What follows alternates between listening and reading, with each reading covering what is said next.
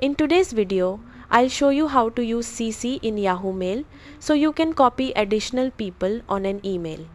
Start by opening your web browser and going to the official Yahoo Mail website. Sign in to your account and wait for your inbox to load. Once you're inside Yahoo Mail, click the Compose button in the top left corner to create a new email. The Compose window will open.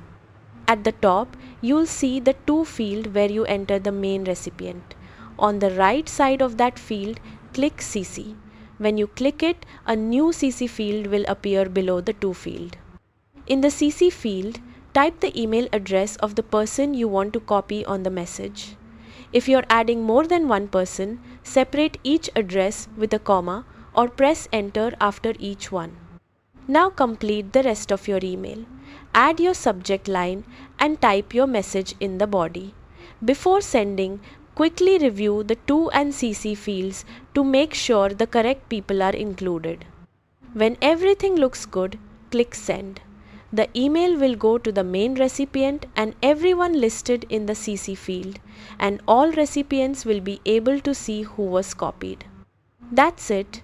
You've successfully used CC in Yahoo Mail.